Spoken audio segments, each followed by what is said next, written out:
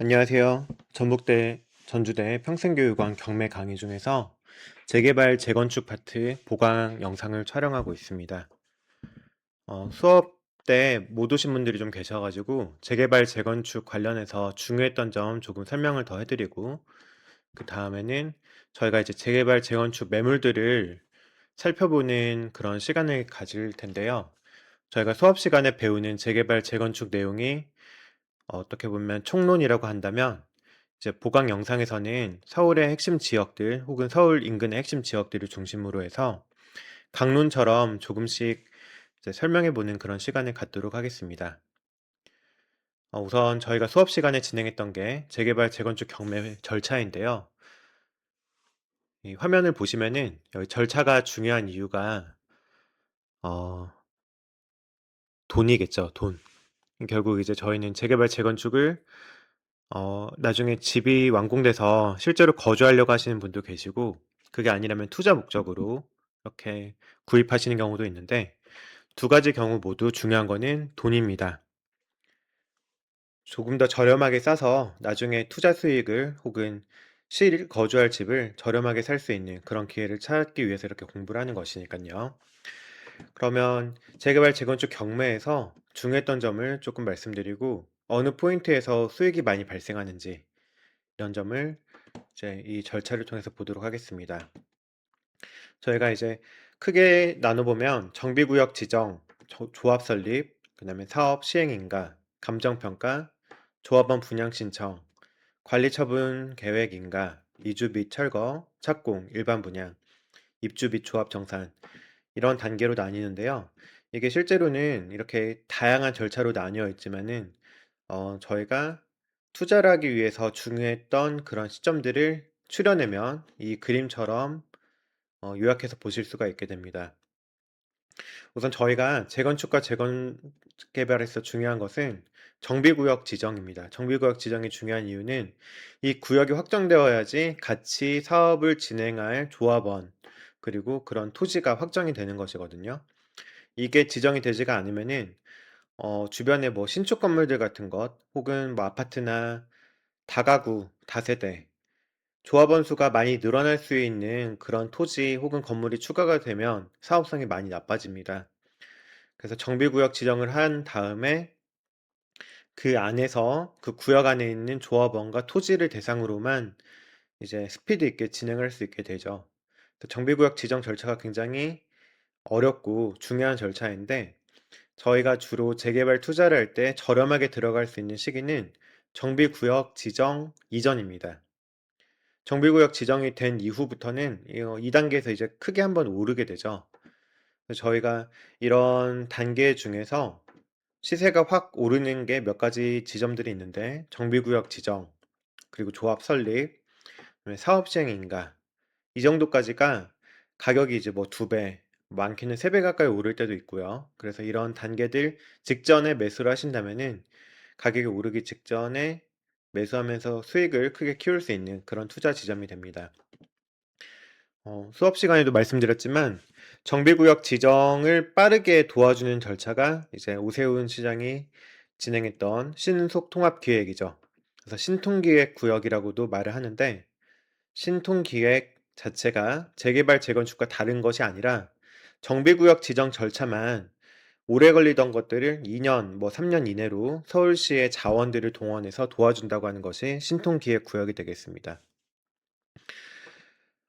뒤에서 이제 프린트를 넘겨가면서 한번 살펴보도록 할게요. 이 자료가 혹시 없으신 분은 저희 경매 공부방에서 개인톡을 주시게 되면 제가 자료를 이메일로 보내드리도록 하겠습니다. 재건축 사업과 재개발 사업은 절차들은 거의 이제 비슷한데, 절차가 도시정비법에 규정이 되어 있는 절차들이거든요. 그래서 용어 같은 것들도 거의 같다고 보시면 됩니다. 다만 재건축은 뭐 여러분들도 많이 아시겠지만 아파트 단지처럼 이미 구획이 확정되어 있는 단지들을 중심으로 진행이 되기 때문에 재건축이 훨씬 더 스피드가 빠르고 조합원들 사이에서도 분쟁 요소가 적다고 볼 수가 있어요. 왜냐하면 같은 평형을 공유하고 있는 조합원들이 대다수기 때문에 서로 갈등이 발생할 여지가 적습니다. 반면에 재개발은 구역 안에서 대형 지분을 가지고 있는 대형 토지 지분을 가지고 있는 사람도 있고 혹은 대지 지분 자체가 없이 무허가 건물에 거주하고 있는 그런 딱지, 소위 말하는 딱지 소유자들도 있기 때문에 그 사람들 사이에서 내 물건의 가치를 이 조합이 어느 정도로 인정해 주느냐를 가지고 소송이 자주 일어나게 되겠죠. 그래서 재개발 사업이 오래 걸리는 대신에 어떻게 보면 리스크가 있어서 수익이 더 커질 수도 있는 그런 사업이라고 보실 수가 있게 됩니다. 과거에는 이렇게 재건축 경우에는 안전진단 절차를 거치도록 했었습니다.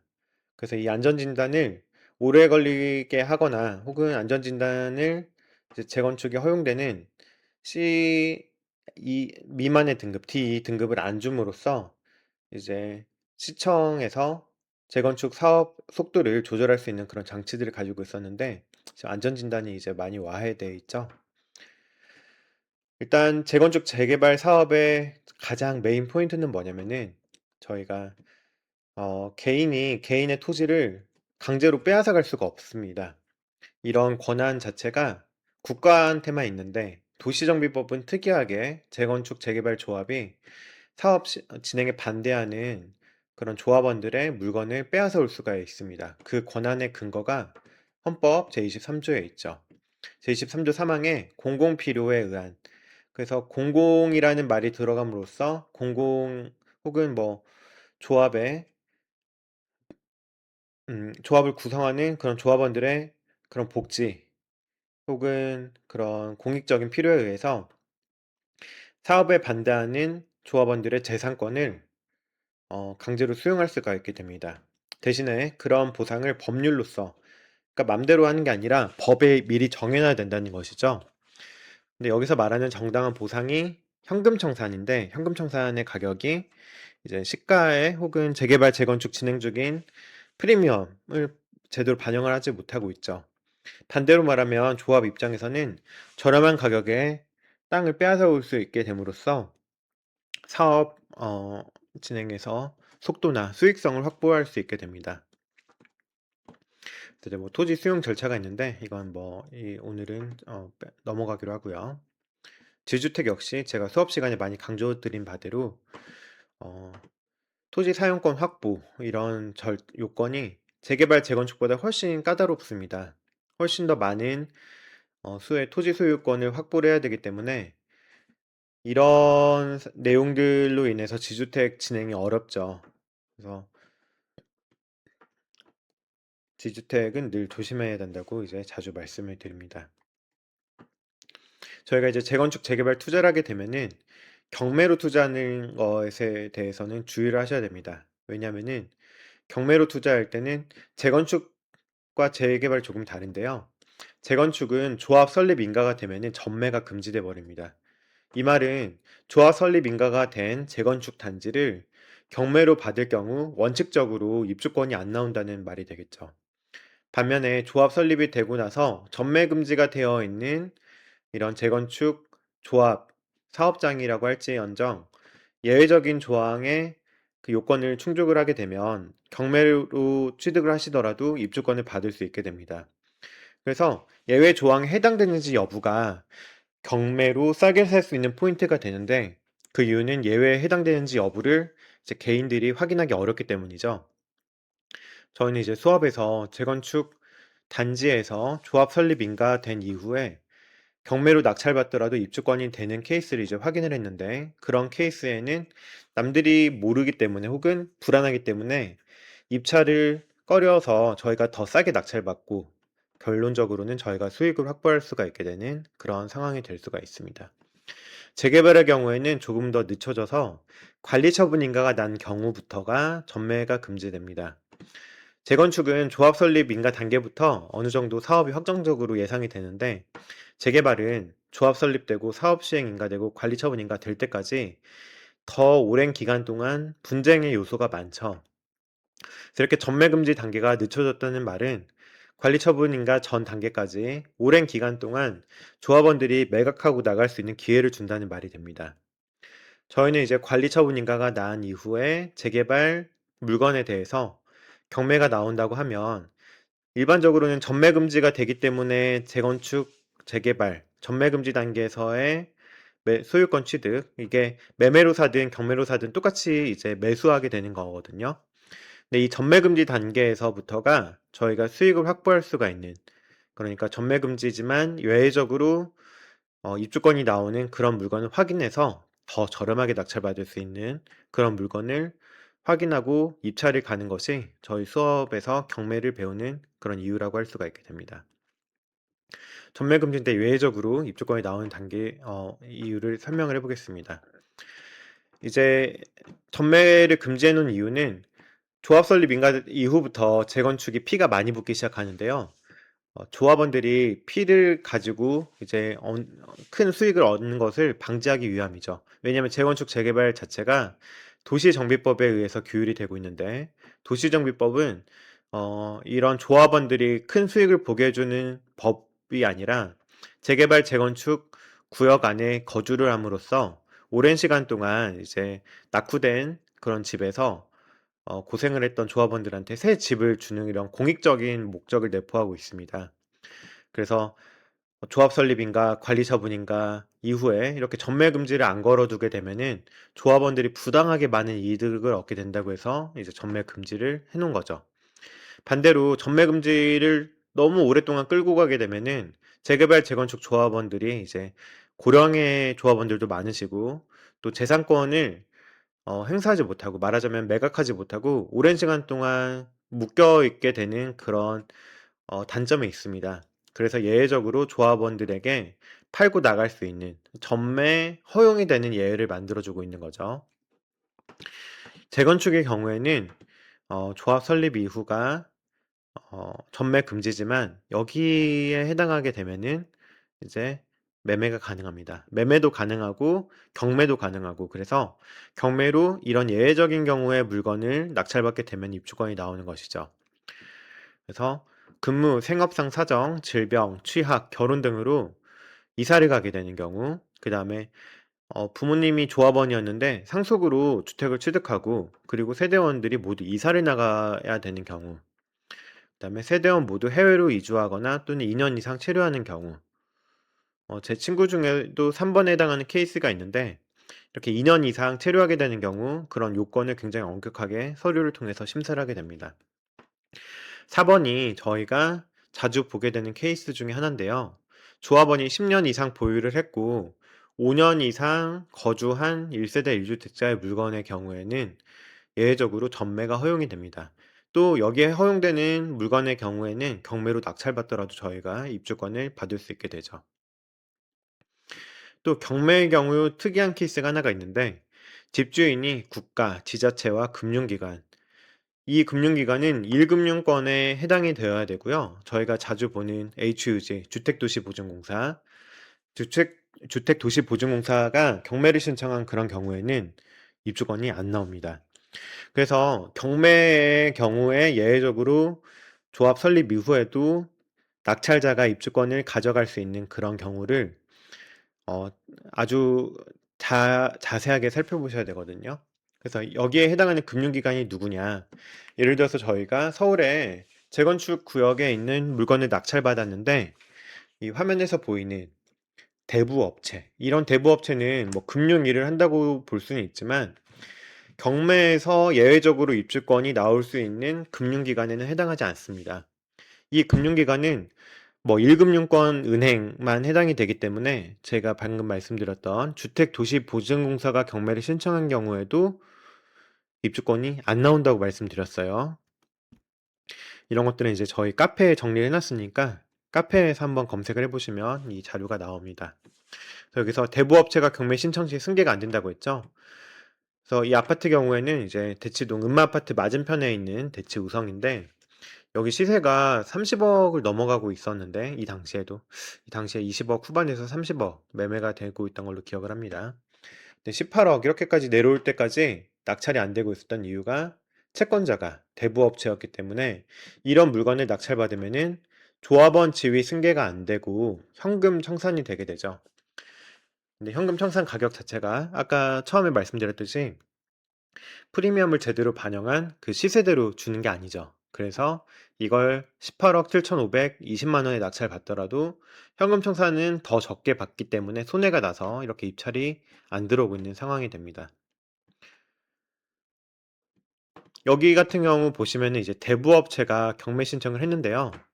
위에서는 낙찰받고 매각 불허가 결정을 받고, 여기서는 낙찰받고 이제 매각 허가 결정이 나고 대금까지 지급을 했죠. 이런 경우는 왜 그러냐? 이 24년도 낙찰 사례에서는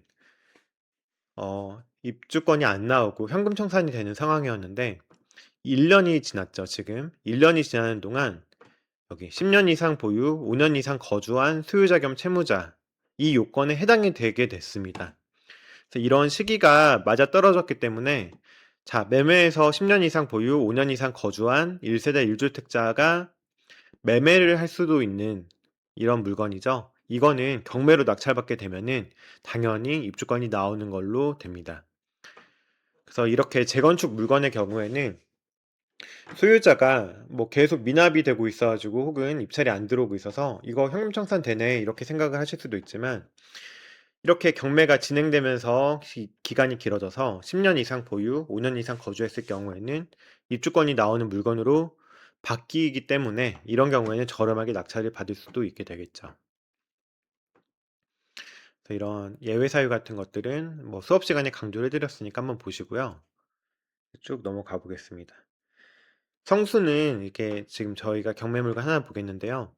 물건은 아파트로 되어 있지만 실제로는 재개발 구역 안에 들어가 있는 아파트이기 때문에 실제로 구역 안에 아파트를 받더라도 재개발에 해당됩니다.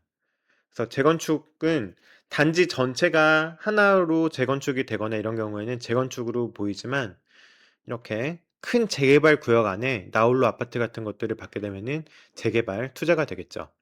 그럼 위로 올라가서 재개발의 경우에는 관리 처분 인가가 난 다음에 전매 금지가 해당이 된다고 했어요. 그러면 이제 이 물건의 경우에는, 성수동의 경우에는 관처가 났는지를 봐야겠죠. 성수동 성수 전략 사지구, 저희가 자주 보는 이제 재개발닷컴 사이트를 한번 보겠습니다. 재개발닷컴의 경우에 보시면 진행 현황, 그래서 관리 처분 인가도 안 났죠? 사업 시행 인가도 아직 안 났습니다. 그럼 다시 프린트로 돌아와서, 자, 사업 시행 인가도 안 났기 때문에 이 성수 재개발의 경우에는 관처부터가 전매 금지인데 저희는 관처 한참 전이죠. 그래서 이 물건은 이제 재개발 물건에서 전매 금지가 문제가 전혀 되지가 않습니다. 훨씬 단계가 이전이기 때문에 자유롭게 처분이 가능하거든요. 매수도 가능하고. 근데 보시면은 낙찰받고 미납하고, 낙찰받고 미납하고, 왜 이렇게 미납이 반복이 될까요? 그렇게 되면은 2억이 넘어가는 이런 입찰 보증금,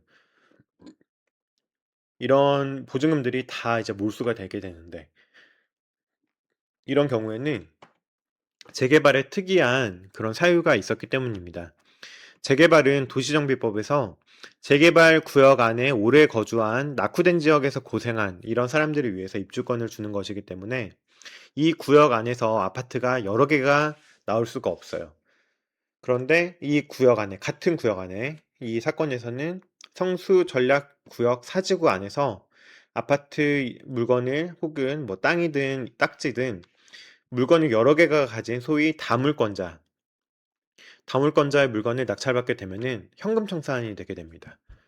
여기서는 지금 낙찰받고 보니까 여기 소유주 장 모모 씨가 다물권자였던 거죠. 그래서 미납하게 돼서 입찰 보증금을 몰수당했고, 여기서도 지금 다물권자 확인을 안 하고 입찰을 해버린 거죠. 그래서 역시 2차에서도 미납이 이루어지고 입찰 보증금은 몰수가 됩니다. 여기서는 이제 지금 낙찰을 받고 잔금까지 납부를 하게 됐는데요. 그 사유가 뭘까요? 지금 낙찰이 저렴하게 이루어지면서 뭐 아파트의 경우에는 현금 청산을 받더라도 감정평가가 이 가격보다 높을 수가 있겠죠. 그래서 지금 추측하기로는 이 낙찰가보다 감정평가 금액이 더 나왔기 때문에 뭐 현금 청산이 되든 아니든 지금 이 낙찰가로서는 둘 다 이득이 되는 상황이 되는 것으로 보입니다. 결국 완납을 했고 배당까지 이제 완료가 됐죠. 그래서 중요한 점, 재개발 구역 안에서는 뭐 전매 금지 단계가 아니더라도 전매가 허용이 되는 단계에서 미리 낙찰을 받았다고 하더라도 구역 내에 다물권자라고 하면은 현금 청산이 됩니다. 그러면 구역 내에 다물권자인지 어떻게 확인을 할까요? 이거는 경매 입찰하기 전에 재개발 조합에 가가지고 이제 이 소유자의 물건이 다물권자 소유인지를 확인을 하셔야 되겠죠. 요새는 이제 재개발 조합에서 경매가 이루어지는 경우에 이 물건이 다물권자가 아닙니다, 이런 식으로 제보를 해주는 경우가 있어요. 그런 경우에는 경매 정보지에 올라옵니다, 제보가.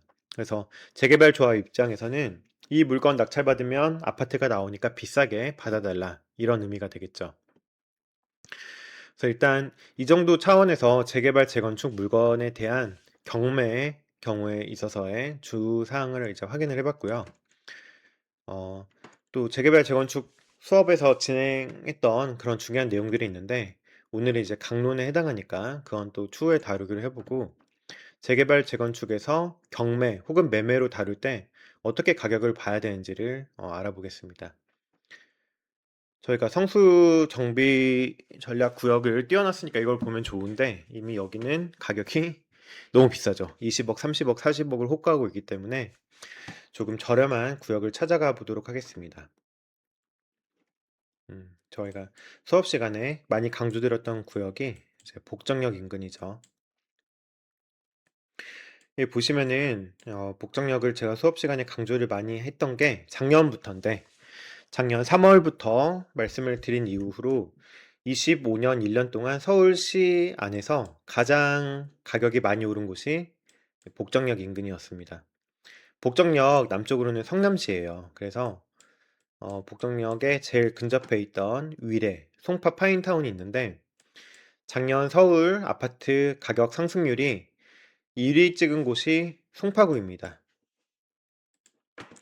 근데 송파구가 평균이 지금 한 23% 정도가 작년에 1년 동안 올랐거든요.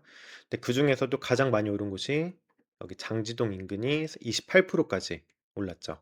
아파트가 1년에 30% 가까이 오르는 거는 정말 급등한 거거든요. 그래서 작년 1년 동안이 역대 대통령 임기 1년 차 때 오른 것 중에 가장 많이 오른 해인데, 뭐 저희가 수업 시간에 언급한 바대로 복정역 인근이 제일 많이 올랐다.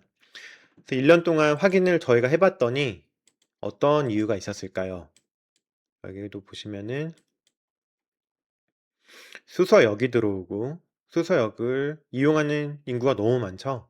지방에서 올라오면서 수서역에 내려가지고 이제 서울에서 이동을 시작하게 되는데, 그러다 보면 역을 끼고 좋아 보이는 아파트들이 이제 뭐 지방에서 올라오신 부자들 눈에도 많이 띌 것이고, 수서역의 경우에는 GTX도 있죠. GTX도 있고 3호선, 분당선까지 뚫려 있기 때문에 교통의 요지가 됩니다.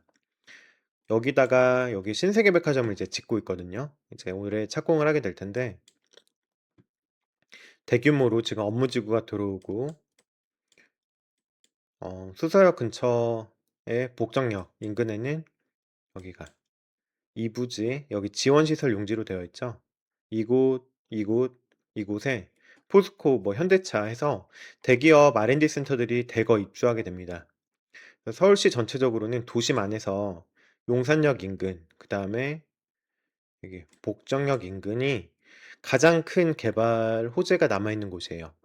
그렇게 되면 이렇게 위례 신도시로 대규모 주거단지가 완성되어 있고, 여기 신세계백화점이 들어오고, 역도 엄청 크게 들어오고, 뭐 다 들어왔죠.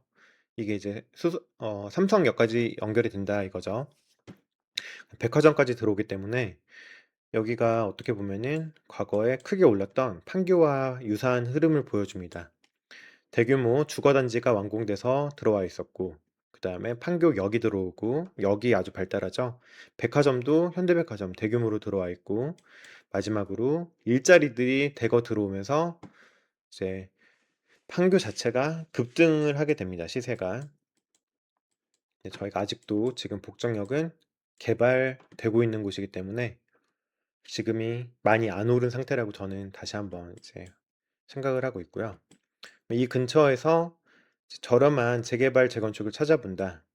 작년에 제가 복정역 인근으로서 이제 위례 쪽을 많이 강조를 드리고 거여마천이 싸다고 말씀을 드렸습니다. 작년 봄 합기할 때만 해도 저렴했던 물건들이 작년 한 해만 5억에서 8억 가까이 피가 붙어버리는 바람에 급등했죠, 말하자면. 그래서 여기도 지금 비싸다고 생각이 드시겠지만 사실은 비싸진 않아요. 지금도 들어가면 충분히 값어치를 하는 구역들인데 저희가 여긴 많이 올랐기 때문에 또 아래로 내려와 보면은 성남입니다. 구성남이라고도 부르죠. 사실은 성남시가 분당까지를 포함하는 넓은 구역이에요. 성남구가 아니라 성남시. 그죠? 분당구가 있고 저희가 근데 분당구가 잘 살다 보니까 분당이라고 말해버리는 바람에 분당이 무슨 도시처럼 인식이 되지만 실제로는 성남시 분당구죠. 그렇다면 저희는 구도심으로 와서 이제 성남시 여기는 정확히 말하면 성남시 수정구입니다. 수정구가 가서 보시면은 굉장히 경사가 심해요. 그래서 저희끼리는 인터스텔라 뭐 이런 장난처럼 부르는 이야기도 있거든요. 연관 검색어가 떠버리네요. 왜 이러냐? 성남 인터스텔라. 경사가 너무 심하기 때문에 저기 지금 이미지가 바로 찾아지지 않는데 이런 식이죠. 굉장히 경사가 심하다. 이런 구역이 성남시 구도심이 되겠습니다. 사실 여기가 예전에 서울시에 살던 사람들을 강제로 이주시키면서 판자촌으로 이제 형성이 됐던 곳이거든요.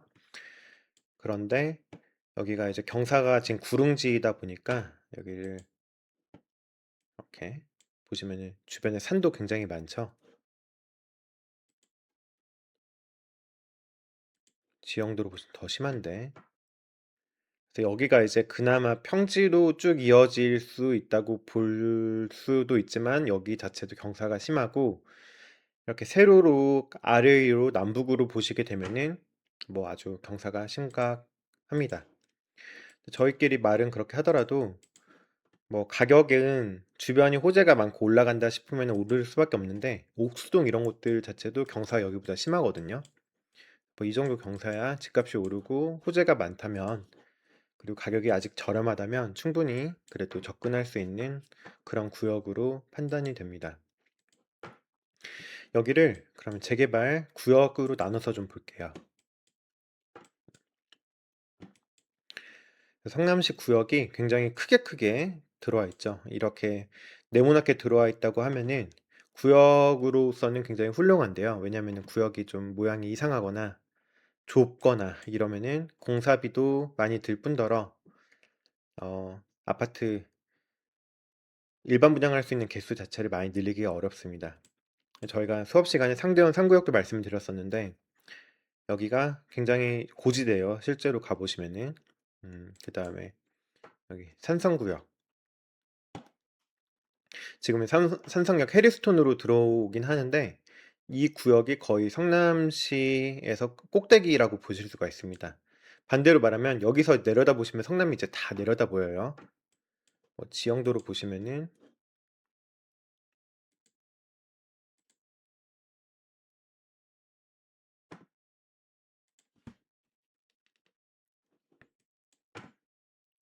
단대공원 보이시죠? 여기가 제일 꼭대기 중에 꼭대기가 됩니다. 그래서 뷰는 되게 좋은데 고지대죠. 그래서 여기가 8호선 역세권이라서 단지에서 그냥 지하철을 탈 수가 있게 되는데 이 지하철 타러 내려갈 때 굉장히 깊이 내려가야 됩니다. 다만 이렇게 8호선이 바로 연결되는 바람에 8호선을 타고 잠실까지 쭉 이어지게 되죠. 그래서 한 번에 지하철을 타고 이동할 수 있다는 장점 때문에 산성역 자체가 깊이 들어가긴 하지만 산성역을 끼고 있는 아파트들이 인기가 많습니다. 저희가 지금 남아있는 물건들은 재개발 진행 중이기 때문에 투자할 수가 있게 되지만 예전에 이제 투자를 할 수 있었고 이전에 완공된 단지를 보시면은 산성역, 포레스티아 이런 단지들이 있거든요. 여기 들어가서 이렇게 이야기를 보시면은 뭐 단지가 얼마나 좋은지 자랑들을 많이 하니까 이런 곳들을 꼭 들어가서 보세요. 여기서 뭐 단지 입주민들 만족도도 볼 수가 있긴 하지만 단지 내 사진 같은 것들을 보면서 저희가 투자한 입주권 물건, 재개발 물건들 이 나중에 이런 모양으로 혹은 이보다 더 멋지게 완공이 되겠구나. 왜냐면 얘보다 뭐 10년에서 15년 후에 완공이 될 곳들이니까요. 훨씬 낫겠죠. 여기도 뭐 단차가 경사가 너무 심한 것을 이용해서 단차가 있기 때문에 이렇게 타운하우스처럼 개발해 놓은 것들을 볼 수가 있어요. 그러면은 우리가 앞으로 볼 이제 진행 중인 물건들도 저런 식으로 진행이 되겠구나 볼 수가 있겠죠. 근데 저희가 가장 중요한 점은 수업 시간에 강조드렸지만 재개발 재건축 투자의 일 원칙은 주변 신축 아파트 가격입니다. 왜 그러냐면 저희가 뭐 재개발 재건축 투자를 해놓고 가격이 알 수 없게 마구 오르고 이런 것들이 아니기 때문이죠. 주변 신축 아파트가 비싸면 그 아파트 정도 시세보다 조금 더 오를 수 있겠다. 왜냐면 입주가 뭐 10년, 15년 후니까 그때까지의 물가 상승률을 고려해 보면 그 즈음에는 지금 신축 아파트보다는 높을 테니 지금 신축 아파트를 기준으로 해서 이게 얼마나 싼지를 확인할 수가 있게 됩니다. 결국 신축 아파트가 주변 입주권, 뭐 입주권이라고 하는 건 이제 관리처분인가가 난 물건을 입주권이라고 하는데요. 주변 재건축 재개발 그런 물건들의 시세, 사업성, 앞으로 수익이 얼마나 날 건지 얼만큼 오를 수가 있는 것인지는 모두 다 주변 신축 아파트 가격을 기준으로 보셔야 된다고 강조를 드렸어요. 그 이후에 뭐 재개발 물건을 어떻게 가격을 확인하냐, 뭐 안에서 뭐 비례율부터 권리가액, 감정평가액 다양한 요소들은 그냥 신축 가격 확인 이후에 들어가는 문제들이죠. 만약에 이 주변 신축들이 안 비싸다 그러면 사실은 재개발 투자 수익성 이런 공부할 필요 자체가 없죠. 왜냐면 주변 가격이 안 높기 때문에 뭐 투자 수익 자체가 많이 발생할 수가 없는 곳이기 때문입니다. 그래서 저희는 저희가 투자 가능한 그런 자금을 확인하고 그 다음에는 내가 들어갈 수 있는 물건들이 있는 곳 중에 어느 곳이 가장 신축 가격이 높은지 혹은 더 올라갈 수가 있는지 이걸 가지고 이제 투자를 결정하게 되는 것이죠. 그렇다면 이 태평, 신흥, 수진, 뭐 상대원 이런 구역들이 있는 곳 중에서 성남시 재개발에 가장 비싼 가격들이 어느 정도가 되는지 한번 볼까요? 지금 산성역 포레스티아 여기가 지금 완공되어 있는 제일 대단지라고 볼 수가 있습니다. 원래 성남 재개발 대장을 산성구역에 지금 현재 짓고 있는 산성역 해리스톤 아파트로 다들 봤는데 여기는 아직 입주가 안 됐죠? 지금 내년 말 2028년도 아마 초반에 입주가 가능할 텐데 지금 완공되어 있는 최신축 가장 근래에 완공된 곳은 여기 산성역 자이푸르지오와 산성역 포레스티아가 됩니다. 근데 산성역 포레스티아는 지하철역을 끼고 있어서 이 산성역 자이푸르지오보다 더 인기가 많죠. 그럼 여기서 가격을 보시면 국평이 이제 최근 실거래가 15억까지 올라왔습니다. 최근 실거래 15억. 그러면은 성남 안에서 우리가 투자하는 물건들 중에서 지금 가장 비싼 가격 국평 기준으로 15억까지 올라왔구나 확인할 수가 있겠죠.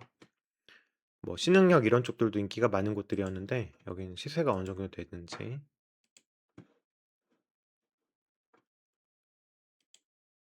여기도 뭐 15억 아래로 지금 있는 것 같아요.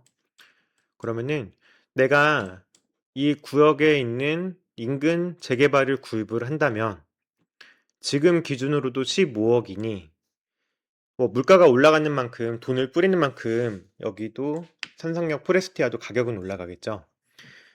그러면 여기 뭐 수진 1구역, 신흥 1구역, 태평 구역, 상대원 구역 이런 곳들이 입주하게 되는 시기는 10년 정도는 봐야 되지 않을까요? 그럼 10년 후에 이런 산성역 포레스티아는 얼마쯤 되어 있을까? 어렵죠. 20억을 넘을까요? 25억을 넘을까요? 이런 것들은 뭐 어렵겠지만 그거는 저희가 할 부분은 아니고 지금 기준으로 16억이니 16억에서 1년마다 한 물가 상승률 3에서 5% 정도를 쭉쭉쭉 빼가지고 매년, 매년, 매년 1년 앞으로 당기다 보면은 만약에 저희가 10년 정도가 남아 있는, 그러니까 10년 후에는 신축 입주권이 되는 아파트라고 가정했을 때 16억 억에서 이제 매년 5% 정도 상승분을 차감한 그런 가격이 이제 수진 1 구역의 가격이 되지 않을까. 왜냐면은 지금 보시면 여기 많이 있는 태평구역, 신흥구역, 수진구역, 상대원 구역들 중에서 수진 1 구역이 관처가 났어요. 그죠? 재개발닷컴에서 진행 상황 보시면은 관리 처분인가가 최근에 났습니다. 제가 이렇게 최근에 관처가 나거나 뭐 사업 시행 인가가 나거나 하는 식으로 최근에 뭔가 진행이 되면은 뉴스를 기억해 놓으시고 표시도 해 놓으시고 하면 좋다고 했죠. 이제 수진 1 구역은 약간 특이한 게 보통 관처가 나면은 입주권, 조합원 물건 매매가 안 되죠, 재개발에서는. 여기는 공공재개발로서 도시정비법이 적용되는 재개발, 재건축 사업장과 달라서 관처난 물건도 거래가 가능합니다. 이거는 예외적이니까 그냥 참고로 기억만 해 두시고요. 이렇게 관처가 나 있는 물건이 얼마쯤 되어 있나. 수진 1 구역, 그다음에 지금 많이 짓고 있는 산성역 구역 기준으로 한번 살펴보겠습니다. 참고로 여기 가 보시면은 여기도 듬성듬성 좀 고갯길이에요. 그래서 저희가 전주로 치면은 뭐 효자조공 3 단지 인근의 용머리 고개 뭐 이런 식의 경사 이상의 경사를 보여주는 곳인데, 경사는 무조건 감안을 하고 가시긴 하셔야 됩니다. 지금 저희가 수진 1 구역이 여기였으니까 모란역 기준으로 해서 한번 올라가 볼게요. 모란역인데, 모란역에서 이제 수진역 구역으로 수진구역으로 쭉 올라가다 보시 여기 태평역이군요.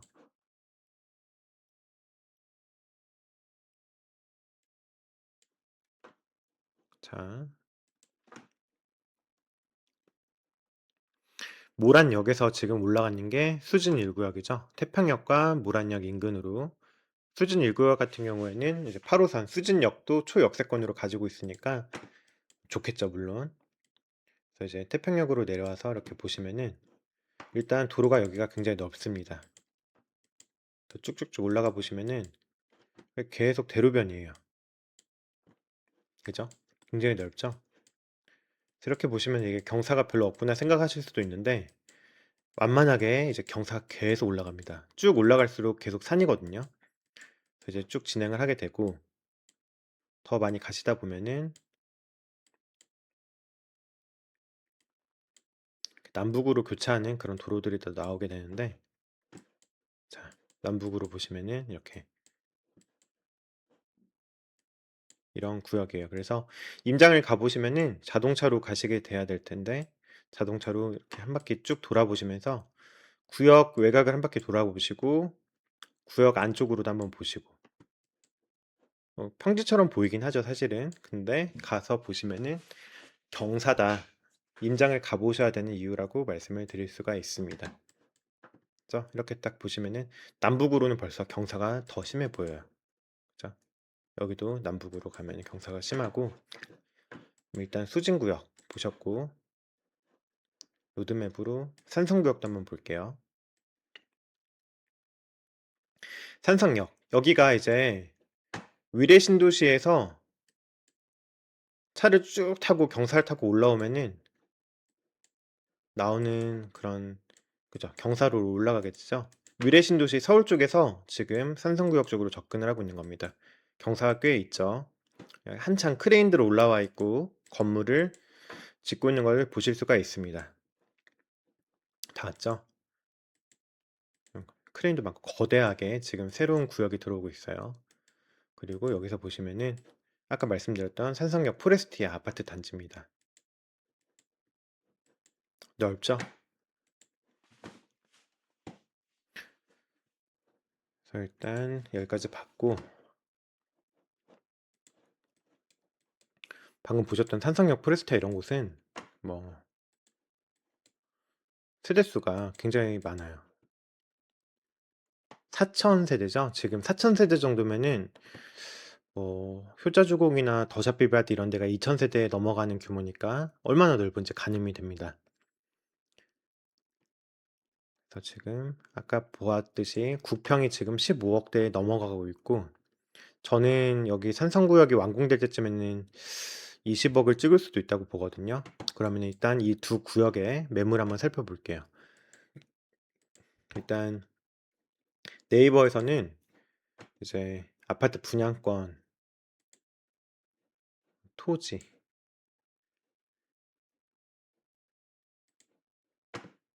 여기서는 분양권 거래 내역들이 이제 뜨는데 분양권 가격을 전체 면적 중에 9평으로 줄여보겠습니다.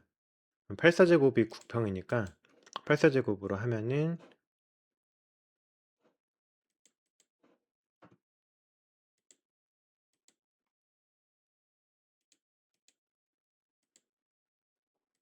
제일 저렴한 게 17억부터죠. 지금 보시면 산성역 포레스티아가 지금 9평 실거래가가 15억대인데, 그죠? 15억대인데, 분양권은 17억, 18억부터 시작을 합니다.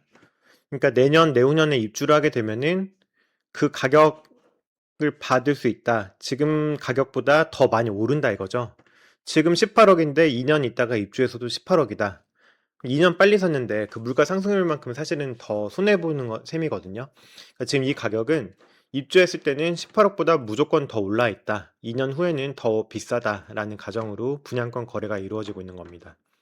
그럼 입주권은 이제 어떻게 될까요? 입주권은 여기가 이제 재미로 가지고 와봤어요. 제가 수업 시간에 재개발, 재건축 매물 보는 거를 말씀 한번 드렸는데 그거를 가볍게 다시 한번 보겠습니다. 이거는 다음 시간에 한번 더 PPT에서 다룰 건데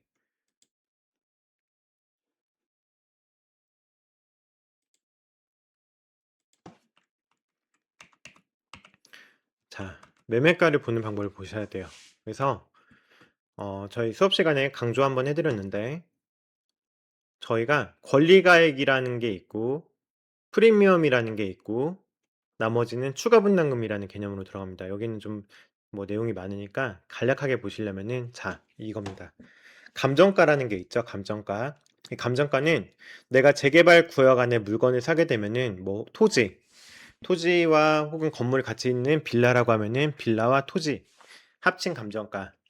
토지가 없이 딱지만 있다. 그럼 딱지만의 감정가. 이런 감정가를 계산을 한 다음에 감정가는 재개발 구역과 상관없이 감정을 한 거예요. 그 다음에는 재개발 구역마다 이 사업을 진행했을 때 얼만큼 수익이 나오냐, 이게 다르거든요. 어떤 재개발 구역은 일반 분양이 정말 많아서 비례율이라고 하는, 그러니까 저희가 투자 자금으로 100을 들였을 때 나중에 일반 분양까지 다 하고 나서 조합이 총 벌어들인 수익이 얼마냐. 그 수익이 100을 넘어가게 되면은 예를 들어서 120% 수익을 거뒀다고 하면은 비례율이 120%가 나오게 되죠. 그런데 만약에 재건축 재개발을 하는데 일반 분양분도 적고 공사비도 많이 들어갔다. 그러면 100이라는 돈을 들였는데 분양까지 다 하고 보니까 90밖에 안 남을 수도 있어요. 그러면은 10만큼이 손해인 건데 그럴 때는 비례율이 90%가 됩니다. 그러면은 저희가 비례율이 있는 재개발, 재건축 조합별로 다 다른데 그 비례율을 감정가에 곱한 게 권리가가 나오는 거예요. 그래서 감정가는 어느 구역에 들어가든 감정받는 가격, 공정하게 감정평가사가 감정한 가격이고 여기다가 구역별로 비례율을 곱하면은 그 구역 특유의 내가 그 구역 안에서 가지고 있는 물건이 그 구역에서 얼마다라고 말하는 게 권리가입니다. 근데 이 권리가까지 정해졌는데 내가 이 권리가인데 주변 아파트가 너무 비싸지고 있어서 이걸 팔게. 그러면 나는 네가 이거 사면 입주권이 나오고 그만큼 돈을 벌 테니까 프리미엄을 받을 거야. 거기서 프리미엄을 얻는 게 매매가가 됩니다. 그러면 이제 매수한 사람은 매매가가 프리미엄 더하기 권리 가격인데 이 매수를 한 사람 자체가 다양한 케이스가 있을 수가 있겠죠. 25평을 받을래 혹은 40평을 받을래. 그러면은 이 재개발 입주권을 산 사람이 이 매일 물건을 판 사람 뭐이 신청했던 그 평양별로 다 다를 텐데 이 재개발 조합에서는 40평은 5억에 분양하고 25평은 3억에 분양한다. 이렇게 말을 했었을 때 25평을 신청한 물건, 40평을 신청한 물건 권리 가격은 같지만 내가 40평을 신청하냐, 25평을 신청하냐에 따라서 조합원 분양가가 달라지겠죠. 그러면은 내 권리가와 조합원 분양가의 차액만큼을 추가 분담금으로 납부를 해야 되겠죠. 그래서 내가 똑같이 매수자 입장인데 어떤 권리가가 같은 물건을 살 때 이 물건은 50평을 신청했네, 이 물건은 25평을 신청했네. 그러면 이 물건을 사면서 내가 50평 신청한 물건을 사니까 조합원 분양가의 차액만큼 돈을 더 줘야겠구나. 50평을 받기 위해서. 거기서 인정되는 개념이 조분가입니다. 그래서 저희가 조합원 분양가의 차액만큼을 이제 추가 분담금으로 내고 그것과 별개로 이 구역이 너무 잘 나가는 단지여서 프리미엄이 붙겠죠. 거기서 얻는 프리미엄까지 계산을 하게 되면은 저희가 이제 매매가의 자세한 내용은 다 확인할 수가 있게 됩니다. 그래서 처음에 감정평가 금액, 비례율, 권리 가액, 매매 금액, 프리미엄, 조합원 분양가 이걸 다 더했을 때 신축 매수가가 나오겠죠. 그런데 저희가 한 5년, 6년 전에 입주권을 샀는데 이후에 변동이 되는 가격들이 있을 수가 있습니다. 예를 들어서 만약에 일반 분양 가격, 분양가 상한제 때문에 일반 분양 가격 자체가 높이 못 받아서 분양 다 해주고 나왔을 때 총 조합의 수익 자체가 안 높아지게 되면 혹은 감소가 되면은 비례율이 낮아지겠죠. 그래서 이 비례율도 변동이 될 수가 있고 그 다음에 프리미엄 자체도 주변 신축 가격이 갑자기 막 5억 이렇게 더 뛰어버리는 경우가 있을 수가 있겠죠. 예상했던 가격보다. 그런 경우에는 이제 프리미엄도 확 올라가게 됩니다. 조합원 분양가 역시 뭐 저희가 이라크 전쟁 이후로 우크라이나 전쟁 이후로 자재비 인건비가 막 올랐다고 하면서 조합원 분양가가 많이 올라가고 있는데 이러면 저희가 5년 전에 샀을 때보다 조합원 분양가가 올라가는 경우들이 발생할 수가 있어요. 그래서 뭐 비례율, 프리미엄, 조합원 분양가는 매수한 이후에 입주까지가 시간이 길어질수록 다 변동할 수가 있다. 이렇게 보시면 되겠습니다. 사실 이런 거를 예측하는 게 굉장히 어렵기 때문에 예측을 잘 하시게 되면은 더 이득을 볼 수가 있게 되고 만약에 너무 비싸게 샀을 경우에는 그 다음에 그 이후에 조합원 분양가도 많이 오르고 뭐 비례율도 떨어지고 이렇게 되는 경우에는 입주권을 미리 샀지만 오히려 손해를 보는 경우도 생길 수가 있겠죠. 그래서 아까 저희가 계속 봤던 산성구역의 경우 이게 20년도입니다. 제가 예전에 방문했던 이 부동산인데요. 부동산 중에서 재개발, 재건축 물건들을 많이 소개하고 판매하는 곳들이 있어요. 이런 곳들은 가격 같은 거를 꾸준히 올리면서 정보들이 많이 쌓여 있기 때문에 저희가 가격 변화를 보기가 쉽거든요. 그래서 만약에 임장을 가시면은 임장 가시기 전에 미리 네이버에 많이 블로그에 올리는 성실하게 장기간 오랫동안 이렇게 영업을 하고 있는 부동산을 한 두세 군데 추리시고 그곳들은 방문을 하셔서 여기 소장님과 시간을 좀 보내보세요. 뭐 마실 걸 좀 들고 가셔도 좋고. 그래서 매수사가 확실하고 나는 여기에 정말 관심이 많다. 물건이 있으면 보내달라. 이렇게 했을 경우에 금매도 먼저 받아보실 수가 있고 여러 가지 장점들이 많이 생기게 됩니다. 20년도를 한번 보게 되면은 그때는 뭐 25년에 완공 입주한다고 했는데 아까 보셨죠? 지금 이제 짓고 있기 때문에 2028년이나 입주를 하게 될 거예요. 그래서 대부분 뭐 5년 보고 샀지만 7, 8년, 길게는 10년씩 걸리는 경우들이 발생을 하게 됩니다. 그러면 입주 기간이 3년, 4년 더 늘어진다고 할 때 그거를 다 생각해서 더 싸게 사야 되겠죠? 그래서 보통 재개발은 내가 5년 후, 3년 후에 입주한다고 생각해서 샀지만 기간이 길어지게 되면 그만큼 비싸게 사는 경우가 될 수가 있다. 꼭 기억을 해주셔야 됩니다. 이때 보시면 이게 국평을 받는 물건이에요. 그래서 간평액 3억 6,700만 원짜리 간평 물건. 근데 P는 4억 5천밖에 안 붙어 있죠. 그래서 매매가 8억. 그래서 2020년도만 하더라도 산성구역 아파트를 매수할 때 이제 실투자 금액을 여기가 임차가 들어있는 빌라이기 때문에 7억 가지고 살 수가 있었다. 비례율을 지금 127%로 예상을 하고 계산을 했는데 예상 권리 가격은 이제 감정가에다가 비례율을 곱한 거죠. 그게 3억 6,700 곱하기 127%에서 4억 6,600. 그래서 권리 가액. 이 산성구역 안에서의 이 물건의 가치가 이거가 된다는 거죠. 4억 6,600. 그다음에 예상 분담금으로 1억 1,700이 나오고 이게 조합원 분양가 국평을 신청했기 때문에 조합원 분양가와 권리 가액의 차이가 1억 1,700이 된다 이 말이 됩니다. 근데 결국 9억 3,400 최종 매입가 나는 9억 3,400을 2020년도에 주고 나중에 산성구역 입주권을 샀다 이 말이 되는 거거든요. 그러면 그게 만약에 시세가 뭐 이 당시에만 하더라도 뭐 10억대 초중반을 예상하고 비교적 저렴한 9억대에 산다 이 개념으로 본 것 같은데 저희가 방금 전에 봤던 분양가 자체가 지금 18억을 보고 있어요. 18억. 그렇게 되면은 지금 뭐 9억 3,400을 주고 미리 샀다. 18억짜리를 미리 산 거가 되기 때문에 저렴하게 산 게 되겠죠. 그럼 요새 이 프리미엄이 얼마나 올랐는지 보겠습니다. P가 지금 여기서는 4억 5천을 부르고 있는데 최근 얼마나 될까요? 지금 산성구역 물건을 보시게 되면은 입주권 이제 똑같이 9평입니다. 지금 P가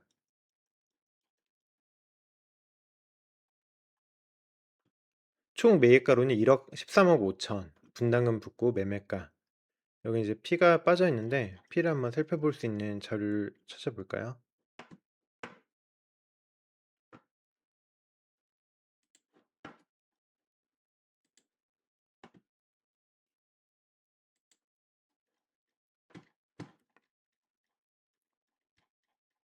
일단 뭐 P 계산이 안 되더라도 저희가 처음에 봤었던 물건은 9억 3,400 정도로 생각해서 샀는데 지금 총 매입가가 13억 3천까지 올라와 있죠. 그죠? 그래서 벌써 한 4억에서 4억 정도 이제 올라 있는 것을 확인할 수가 있습니다. 근데 2020년도죠. 그러니까 한 5년, 6년 동안 4억 정도가 오른 셈이니까 뭐 나중에 입주할 때 뭐 18억, 20억 가는 물건을 1년에 7천, 8천 정도씩 더 저렴하게 구입한 셈이라고 보실 수가 있게 되죠. 그래서 이게 해가 길어질수록 그러니까 더 오랜 전에 살수록 그만큼 피도 더 떨어지고 더 저렴하게 살 수 있는 그런 매물이 된다고 보실 수가 있는데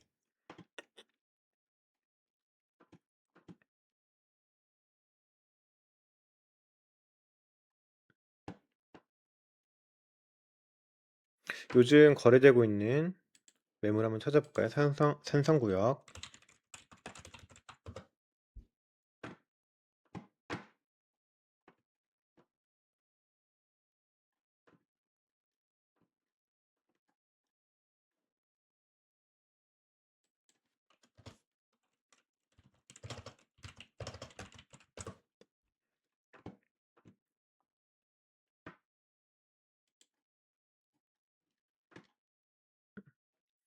지금 피가 지금 5억 2,986만 원. 근데 또 25평이네요. 5구제곱이니까. 그러면은 24년도지만 조금 전이지만 한번 보겠습니다. 2년 전만 해도 여기 총투도 9억 7천 크게 변하지 않았죠? 그렇다면 여기 또 프리미엄 4억 5천 정도를 말하고 있는데 자, 어떤 결과를 보실 수가 있죠? 24년, 25년도 초반까지만 해도 20년도에 산 것과 크게 차이가 없습니다. 20년도에도 지금 총 투가 9억대를 보고 있었는데 P도 크게 차이가 안 났었죠. 근데 작년 그다음에 올해 주변 가격이 폭등을 하면서 지금 여기서도 삼성역 포레스티아 주변 신축이죠. 주변 신축 가격이 25년도 이후에 이렇게 12억대에서 16억까지 올라 버려요. 그러니까 몇 년 동안 안 오르고 있다가 최근에 시세가 오르면서 여기는 왜 올랐겠죠? 왜냐면 서울 자체가 올랐기 때문에 이 인근인 송파가 굉장히 많이 오르기 때문에 여기도 영향을 받는 거죠. 그래서 기축, 최신축이 영향을 받게 되고 여기도 영향을 받게 되는데 최근 1, 2년간 동안만 해도 피가 많이 올라 버렸다는 사실을 알 수가 있습니다. 그래서 재개발도 긴 기간 동안 예상을 하면서 난 장투를 하니까 처음에 싸게 살게라고 했는데 정말로 한 7, 8년 동안 내내 안 오르고 있을 수도 있어요. 그러다가 이렇게 주변 아파트 값이 상승하는 시기가 되면은 5년 동안 못 오른 게 1년 안에 갑자기 몇 억이 올라 버리기도 합니다. 결론적으로 재개발이 참 어렵죠. 언제 가격이 많이 오를 수 있을까? 결국 저희가 수업 시간에 입주 물량 가지고 이야기를 많이 하는데 그것과 일맥상통하죠. 재개발이 오르려면 주변 신축이 올라야 되고 주변 신축이 오르려면은 이제 구축, 전체적인 도시의 아파트 가격이 올라야 됩니다. 그래서 서울시가 23년, 24년도보다 25년도, 26년도에 급등을 하게 되면서 구축, 기축 아파트 다 오르고 그다음에 신축 오르고 신축이 오르니까 재개발도 오르고 그래서 근래 몇 년 동안 못 오르던 것들이 이제 1, 2년 안에 다 올라 버렸어요. 그렇다면 재개발 투자가 언제 들어가야 되냐? 물론 급등하기 직전에 들어가야 되겠죠. 그런 급등 예상을 하는 것들은 그렇다면 서울 입주 물량을 보시고 결정을 하셔야 되는 것이고 입주 물량을 보고 투자를 하는 것들이 저희가 원래 경매할 때부터 했던 것들이죠. 그래서 결국 입주권 투자, 재개발 투자 자체도 서울 아파트 투자와 관련해서 다 연결이 되어 있다. 이렇게 봐주시면 될 것 같습니다. 그래서 재개발이 만약에 내가 입주 물량 계산 이런 시세 예측을 잘못해가지고 확 오르는 시기가 아니라 몇 년 동안 정체되어 있는 시기를 앞두고 사버렸다. 그러면 몇 년 동안은 샀는데 주택수도 들어가지, 돈도 묶여 있지, 구축이라서 뭐 입주도 못해서 뭐 세만 주고 있다. 오랫동안 묶여 있으면 괴롭거든요. 그래서 저희가 늘 말씀드리는 것, 경매로 최대한 싸게 사야 된다. 매매로 돈 다 줬는데 몇 년 동안 묶여 있다 이러면 굉장히 포모가 오는 그런 결과가 되고요. 그렇지 않기 위해서 매매로도 안 사고 저희는 경매로 훨씬 싸게 사겠다. 그러면 낙찰 받자마자 시세 차익이 생겨 있기 때문에 그 가락으로 몇 년 동안 가격이 정체가 되어 있는 것들 버틸 수가 있게 됩니다. 결국 재개발, 재건축이 특별히 다른 점은 없고 싸게 산다. 싸게 살려면은 경매로 사야 된다. 경매로 살려면은 앞으로 시세가 오를 곳 중에 골라보면 좋다. 근데 시세가 오를 곳은 입주 물량이 부족한 곳이 좋다. 입주 물량이 부족하고 주변에 일자리가 들어오고 백화점 들어오고 교통 호재도 있고 송파 남부가 많이 오르고 있죠. 그러면은 여기도 오르고 판교도 많이 오르고 있죠. 분당도 많이 오르고 있고 그러면 또 여기가 오르고. 그래서 제가 보기에는 성남시가 그래도 포텐셜이 굉장히 높지 않나. 앞으로 오를 것은 좋은 거고 우리는 경매기 때문에 더 싸게 사야 된다고 했을 때는 이제 성남시 재개발 중에서도 경매 나오는 것들을 많이 노려보면 좋지 않을까. 뭐 이 정도 생각을 하고 있습니다. 그래서 지금 저희가 중요했던 부분, 뭐 저희가 수업 시간에 다루는 내용도 조금 다루면서 대표적으로 성남 물건을 가지고 왔는데 다음에 또 영상 하나 촬영해서 올릴 거예요. 그때는 서울 안에 있는 대형 재개발 구역들, 저희가 지금 노량진도 큰 구역들이고 여기 상도 쪽도 굉장히 크게 개발하고 있죠. 구역들이 작더라도 이렇게 모여 있으면 대규모 신도시가 하나 들어오는 그런 효과가 있거든요. 여기 뭐 상도 쪽도 많이 진행 중이고, 그죠? 이렇게 모여 있죠. 듬성듬성. 그다음에 장위 쪽도 많이 모여 있습니다. 장위가 이제 이쪽이죠. 그래서 이런 대규모 구역들이 모여 있는 곳 위주로 해서 제가 다음 영상에서는 가격 위주로 조금 더 분석해 보는 시간을 갖도록 하겠습니다. 일단 1차 강의는 여기서 마치겠습니다. 감사합니다.